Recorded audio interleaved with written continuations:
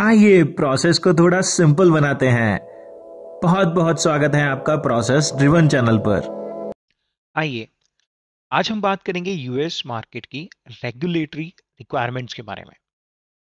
सबसे पहले थोड़ा बैकग्राउंड के बारे में बात कर लेते हैं। सीरियलाइजेशन लॉज का सबसे पहले कॉन्सेप्ट 2005 में कैलिफोर्निया की ई पेडिग्री रेगुलेशन से आता है, जहां पर ई पेडिग्री प्रोडक्ट हिस्ट्री का इलेक्ट्रॉनिक रिकॉर्ड होता था और जहां एक यूनिक आइडेंटिफायर यूज किया गया था प्रोडक्ट को आइडेंटिफाई करने के लिए। इसको एक इंडिविजुअल या छोटे प्रोजेक्ट के रूप में भी देखा जा सकता था। DSCSA, which stands for drug supply chain security act, को 27 नवंबर 2013 में यूएस कांग्रेस ने इनेक्ट किया था as a part of drug quality and security act. इस लॉ का मोटिव था सप्लाई चेन में सिक्योरिटी बढ़ाना और काउंटरफिट फीड्स जो प्रोडक्ट हैं, जो डुप्लीकेट प्रोडक्ट होते हैं, उन्हें सप्लाई में आने से रोकना। आइए एक बार डीएससीएसए की टाइमलाइन पर नजर डालते हैं। जैसे कि आप अपनी स्क्रीन पे अभी देख सकते हैं, ये डीएससीएसए की टाइमलाइन है। जैसा कि मैंने आपको बताया, 27 नवंबर 2013 में डीएससीएसए को इनेक्ट किया गया था यूएस कांग्रेस के द्वारा। 27 नवंबर 2014 में सभी थर्ड पार्टी लॉजिस्टिक्स को अपनी लाइसेंसियर इंफॉर्मेशन एनुअली एफटीए को भेजना कंपलसरी कर दिया गया। 1 जनवरी 2015 में सभी ट्रेडिंग पार्टनर्स को ऑथराइज्ड होना पड़ा। साथ में मैन्युफैक्चरर्स को बोला गया कि आपको सभी प्रिस्क्राइब्ड ड्रग्स पर लॉट नंबर प्रिंट करना होगा। इसी साल जुलाई में डिस्पेंसर्स के लिए प्रोडक्ट की T3 इंफॉर्मेशन को ट्रेडिंग पार्टनर्स के साथ शेयर करने को भी कहा गया। T3 की बात हम आगे करेंगे। 27 नवंबर 2017 को सभी मैन्युफैक्चरर्स को सभी प्रोडक्ट्स को सीरियलाइज्ड और वेरीफाई करने के लिए कहा गया। 27 नवंबर 2018 को रीपैकेजर्स को भी अपने प्रोडक्ट्स को सीरियलाइज और वेरीफाई करने के लिए कहा गया। 27 नवंबर 2019 को कहा गया कि सभी होलसेलर और डिस्ट्रीब्यूटर्स बस सीरियलाइज प्रोडक्ट ही रिसीव और डिस्ट्रीब्यूट कर सकते हैं। साथ में होलसेलर को कहा गया स्टैंडर्डाइज न्यूमेरिकल आइडेंटिफायर, जिसे SNI भी कहते हैं, सेलेबल रिटर्न्स के लिए वेरीफाई करने हैं। अगर वो उसको वेरीफाई नहीं करेंगे तो वो उसको रिटर्न नहीं कर सकते। 27 नवंबर 2020 को डिस्पेंसर्स के लिए कहा गया कि वो बस सीरियलाइज प्रोडक्ट ही रिसीव, शिप या डिस्पेंस कर सकते हैं। डिस्पेंसर्स को भी स्टैंडर्डाइज न्यूमेरिकल आइडेंटिफायर को वेरीफाई करने के लिए कहा गया। 27 नवंबर 2023 को full inter operable electronic unit level traceability सभी स्टेक होल्डर्स के लिए एनफोर्स की जाएगी। इसके बारे में हम आगे बात करेंगे। अगर प्रोडक्ट सीरियलाइजेशन रिक्वायरमेंट्स की बात की जाए तो डीएससीएसए लॉ में हर प्रेस्क्राइब ड्रग जो यूएस मार्केट में बेचना है, उस प्रोडक्ट पर एक यूनिक आइडेंटिफायर होना जरूरी है। इस यूनिक आइडेंटिफायर में एक प्रोडक्ट कोड होता है, लॉट नंबर होता है, एक्सपायरी डेट होती है और एक सीरियल नंबर होता है। ये यूनिक आइडेंटिफायर हर पैकेज पर और होमोजीनियस केस पर ह्यूमन रीडेबल और 2D डाटा मैट्रिक्स या QR कोड में प्रिंट होना चाहिए। होमोजीनियस केस का मतलब एक ऐसा केस है जिसमें सभी आइडेंटिकल प्रोडक्ट्स रखे हुए हैं। ओके, जैसा कि मैंने आपसे पहले कहा था, डीएससीएससी की न्यू रिक्वायरमेंट्स जो 27 नवंबर 2023 में एनफोर्स होगी, उसके हिसाब से इंटर ऑपरेबिलिटी बहुत ज़रूरी है। ये इंटर ऑपरेबिलिटी आप अचीव कर सकते हैं 3 स्टेप से, जिसमें पहला स्टेप है प्रोडक्ट आइडेंटिफिकेशन। ये आप अचीव कर सकते हैं प्रोडक्ट पर एक यूनिक आइडेंटिफायर लगाकर। DSCSA के हिसाब से आपको प्राइमरी लेवल पर हर प्रोडक्ट को 4 पैरामीटर देने होंगे। पहला NDC, जिसे नेशनल प्रोडक्ट कोड कहते हैं। दूसरा लॉट नंबर। तीसरा एक्सपायरी डेट। और लास्ट सीरियल नंबर। जो दूसरा स्टेप है उसे कहते हैं प्रोडक्ट ट्रेसिंग। किसी भी प्रोडक्ट को ट्रेस करने के लिए आपको प्रोडक्ट की इंफॉर्मेशन को इलेक्ट्रॉनिक फॉर्म में कन्वर्ट करना होगा, जहां TI, TH और TS एक इंपॉर्टेंट रोल प्ले करते हैं। TI stands for transaction information.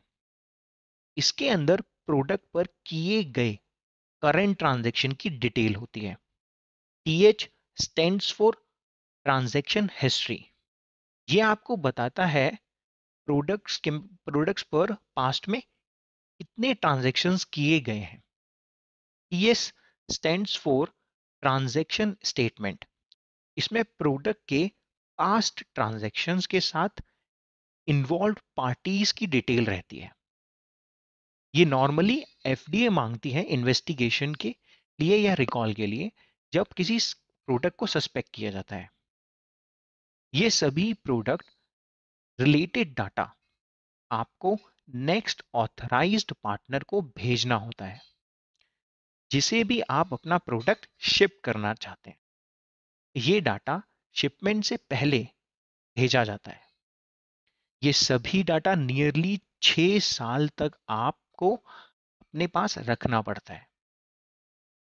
जो तीसरा स्टेप है वो है प्रोडक्ट वेरिफिकेशन।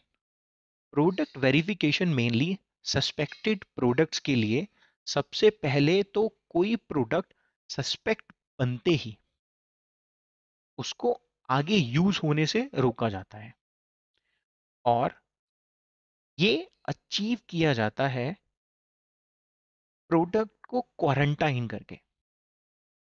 दूसरी चीज है सभी स्टेक होल्डर्स को नोटिफाई करना और उनके साथ कोऑर्डिनेट करना। ये नोटिफिकेशन और कोऑर्डिनेशन आपको बस उनके साथ करना है जिसने आपको डाटा भेजा है और जिसे आपने डाटा भेजा है। इसका मतलब सप्लाई चेन में जो आपसे ऊपर है और जो आपसे नीचे है।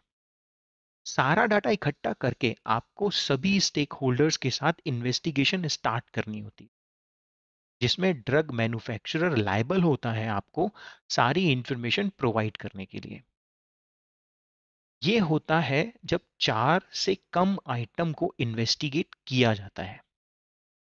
अगर सस्पेक्ट 4 या 4 से ज्यादा हैं, तो आप 10% ऑफ द आइटम्स को का एक सैंपल साइज टेस्ट कर सकते हैं। अगर आप पाते हैं कि प्रोडक्ट एक काउंटरफीट मतलब डुप्लीकेट है, तो आपको फॉर्म 3911 को फिल करके FDA को भेजना होता है। यहाँ आपको डाटा रिटेंशन 6 साल के लिए करना होता है from the point of investigation. Okay, जब भी किसी मैन्युफैक्चरर या रीपैकेजर्स के साथ कोई रिक्वेस्ट आती है इन्वेस्टिगेशन की, तो उनके पास 24 घंटे होते हैं उस रिक्वेस्ट का रिप्लाई करने के लिए।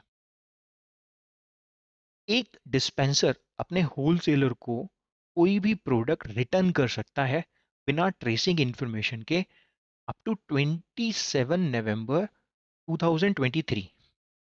उसके बाद ऐसा करने के लिए ट्रेसिंग इंफॉर्मेशन का होना जरूरी हो जाएगा, और कोई भी प्रोडक्ट बिना ट्रेसिंग इंफॉर्मेशन के रिटर्न नहीं किया जा सकता। जैसा कि मैंने आपसे पहले कहा था कि T3 के बारे में हम आगे बात करेंगे। T3 third phase of DSCSA laws implementation को बताता है।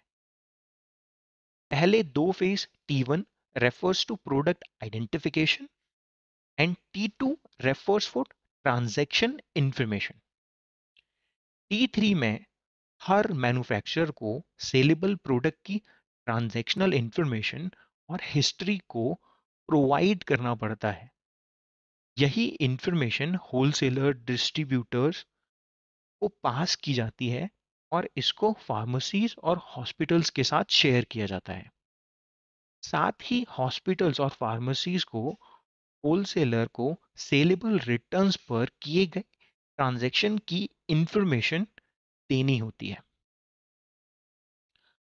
लास्ट में हम लोग जानेंगे कि प्रोडक्ट आइडेंटिफायर में जो एनडीसी नेशनल प्रोडक्ट कोड है वो कैसे और कहां से लिया जा सकता है। एनडीसी के लिए हर मैन्युफैक्चरर को एफडीए में एक एप्लीकेशन सबमिट करनी पड़ती है प्रोडक्ट की नेसेसरी इंफॉर्मेशन और डॉक्यूमेंटेशन के साथ, जिसमें प्रोडक्ट में जो एक्टिव इंग्रेडिएंट्स हैं, डोसेज है, प्रोडक्ट को एडमिनिस्ट्रेट करने का रूट क्या है और प्रोडक्ट की स्ट्रेंथ क्या है, और उसके साथ पैकेजिंग और लेबलिंग डिटेल शामिल होती है। तो आपको इन सब के साथ एप्लीकेशन भरनी होती है। मैन्युफैक्चरर को एफडीए की current good manufacturing practices guideline, जिसे सीजीएमपी भी बोलते हैं, उसके साथ कंप्लाई करना भी जरूरी है, जो इंश्योर करता है प्रोडक्ट की क्वालिटी, प्योरिटी एंड पोटेंसी।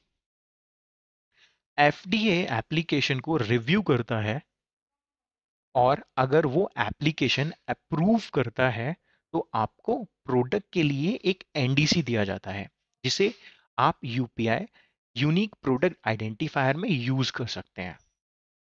मैं आशा करता हूं कि आपको आज आपका ये पर्टिकुलर वीडियो पसंद आया होगा और इन्फॉर्मेटिव लगा होगा। हमें सपोर्ट करने के लिए आप चैनल को सब्सक्राइब कर सकते हैं। Thank you.